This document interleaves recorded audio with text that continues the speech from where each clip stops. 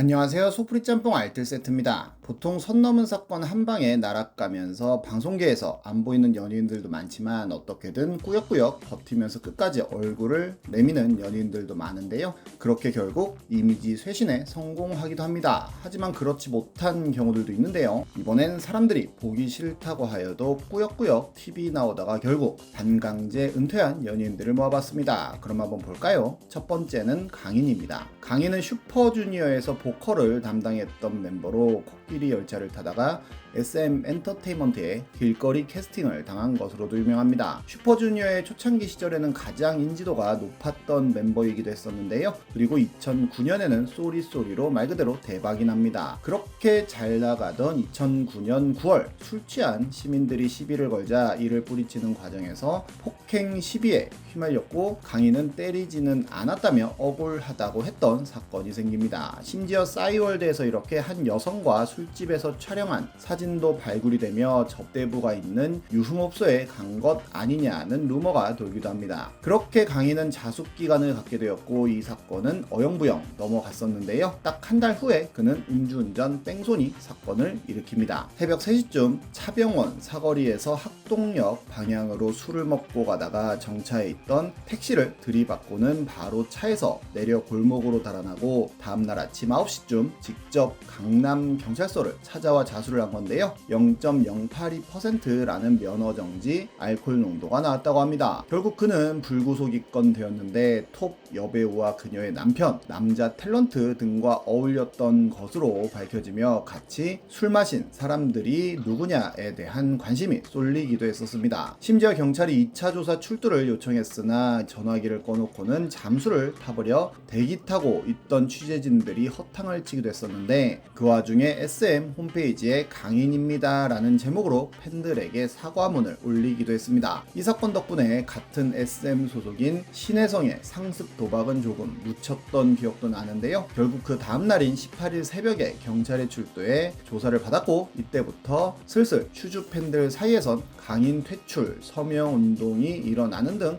급격하게 안티가 많아지기 시작하는데 강인은 연말까지 자숙하는 의미로 모든 활동을 중단한다고 밝히기도 합니다. 그 와중에 한 의류 브랜드의 광고 모델로 촬영한 사진들이 공개되며 논란이 되기도 합니다. 그리고 폭행 사건은 기소유예 처분을 받고 뺑소니는 검찰 송치가 되었는데 벌금 800만 원의 약식 기소라는 솜방망이 처벌을 받게 됩니다. 벌금 800만 원이라는 처벌이 너무 가볍다며 강인을 구속하라며 강인 구속이라는 유행어가 만들어지기도 했었는데요. 그 어떤 뉴스가 나오더라도 댓글로 강인 구속이라고 쓰는 게 하나의 놀이가 되어 인터넷만 켜면 강인 구속이라는 문구가 보였던 기억도 납니다. 특히 박찬호 기사의 강인의 구속은 몇 킬로 정도 나와요? 라고 쓴 댓글은 지금도 레전드로 꼽히고 있습니다. 하지만 그는 1년여간의 자숙 기간을 끝내고 군대를 다녀오고는 슈퍼주니어 정규 6집으로 복귀를 하는데요. 그렇게 큰 사고 없이 방송 생활을 하나 싶었지만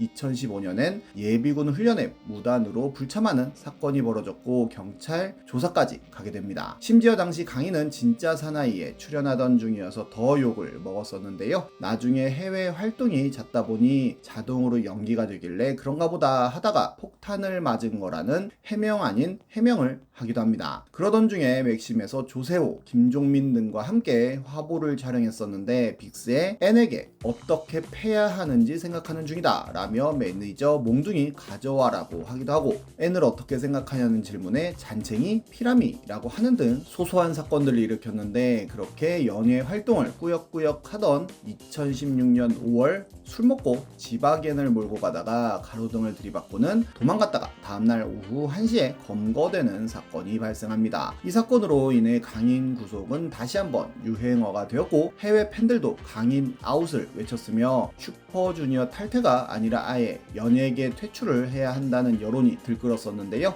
심지어 이번에도 벌금 700만 원이라는 솜방망이 처벌을 받게 됩니다. 그리고 2017년에는 신사동의 한 주점에서 여자친구를 폭행한다는 신고가 들어와 경찰이 출동하는 사건도 벌어졌는데 강인은 훈방 조치되었고 술자리에서 오해가 있었고 원만한 마무리를 했다는 이야기를 합니다. 더 이상 그를 찾는 방송은 없었고 웹드라마 등을 통해 활동을 했지만 2019년 데뷔 14년 만에 슈퍼주니어에서 그는 탈퇴를 하게 됩니다. 다음은 이휘재입니다. 이휘재는 MBC의 FD 활동을 하다가 90년대 데뷔하여 롱다리라는 유행어를 크게 히트시키며 순식간에 탑티어가 된 개그맨으로 앨범을 내서 가수로도 성공하기도 하고 그래 결심했어 라는 유행어를 만들며 인생극장이라는 프로그램을 MBC의 간판 예능으로 만들기도 합니다. 리즈 시절에는 잘생긴 외모로 여러 여자 연예인들과의 인맥을 늘려가며 이바람이라는 별명이 생기기도 했었는데요. 2000년대에 들어서는 굉장히 많은 프로그램에 MC를 도맡아 하기도 했었는데 연말 시상식에서 거의 매년 상을 받는 연예인이기도 했었습니다. 하지만 그만큼 욕도 참 많이 먹었던 연예인이기도 한데요. 특히나 비매너 행동으로 많은 구설수에 올라 저도 몇 번 영상으로 소개해드리기도 했었는데 이번에 완전히 종합 선물 세트로 다시 소개해드리도록 하겠습니다. 선덕 여왕이 히트쳤던 2009년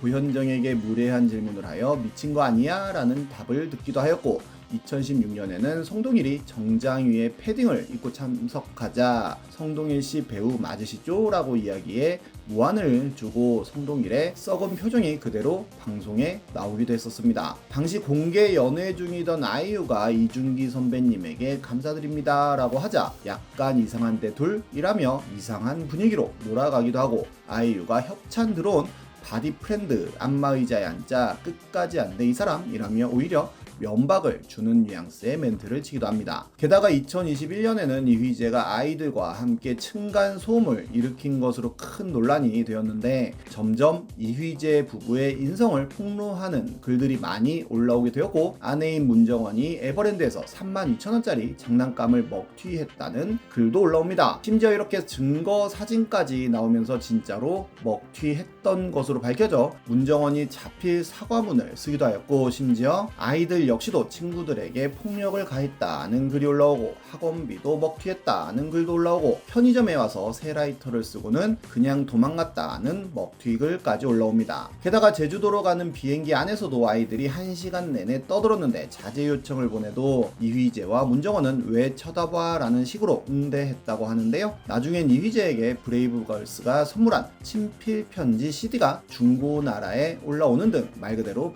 파도 괴담만 나오는 연예인이 됩니다. 그럼에도 불구하고 이휘재는 꾸준히 방송에 나올 수 있었는데 진행 능력뿐만 아니라 현장에서 PD 대신 현장 지휘를 능수능란하게 하는 능력이 있어 PD들이 좋아했다는 썰도 있었는데요. 하지만 여론은 돌이킬 수 없을 만큼 안 좋아졌고 점점 그를 찾는 방송은 없어졌는데 마지막 방송인 연중 라이브를 하차한 후 작년 캐나다로 가서 지금까지 머무는 등 반강제 은퇴를 하게 됩니다. 다음은 조영기입니다. 조영기는 1980년대에 데뷔한 배우로 굉장히 많은 작품들에 출연하다가 1991년 음주 뺑소니 시신 유기 사건을 일으키고 징역 5년형을 받았지만 93년도에 가석방을 받아 수감 7개월 만에 석방됩니다. 하지만 당시엔 이 사건 자체가 크게 보도되지 않아 모르는 사람들이 더 많았고 그는 아무 일도 없었다는 듯이 다시 연예계 활동을 시작하는데요. 여러 드라마에 출연하기도 하고 일요일 밤에선 콩글리시 기믹으로 큰 인기를 모아 앨범까지 내고 여러 광고에도 출연하기도 하는 등 오히려 사건 전보다 더 큰 인기를 누리게 됩니다. 그 인기는 2000년대로 넘어와서도 계속되어 푸근한 이웃집 아저씨 같은 이미지를 계속 쌓아오는데요. 하지만 인터넷이 발달하며 예전에 충격적인 사건이 다시 재조명되었고 그 사건을 몰랐던 사람들도 해당 사건을 알게 됩니다. 그는 사건 20년 만에 킬러조라는 별명을 얻게 되었으며 이는 하나의 밈이 되어 조영기만 나오면 항상 따라붙는 주홍글씨가 됩니다. 심지어 킬러조라는 영화가 개봉했을 때 네티즌들은 귀신같이 평점을 4.44로 만들어냈고 네티즌 평점은 전부 다 조형기에 대한 이야기로 가득 차기도 했었는데요. 게다가 윤창호법 등 음주운전에 대한 부정적 인식이 매우 강해지면서 조형기가 나오는 것을 불편해하는 시청자들이 어마어마하게 많아지게 되었는데 이런 여론이 대세가 되자 조형기를 찾는 방송은 점점 없어져 버립니다. 결국 그는 2017년 황금알이라는 프로그램을 마지막으로 그 어떤 프로그램에도 나오지 못하고 있으며 심지어 예전 클립들에서도 그의 얼굴은 모자이크가 되기 시작합니다. 그는 몇 번 유튜브 채널을 개설했지만 욕만 먹다가 폐쇄하는 등의 과정을 겪었고 미국에서 포착되기도 하다가 한국에서도 포착되는 등 여러모로 두문분출한 생활을 하고 있습니다. 죄를 지으면 언젠가는 벌을 받는 게 세상의 이치 아닐까 싶네요. 지금까지 속풀이 짬뽕 알뜰 세트였습니다.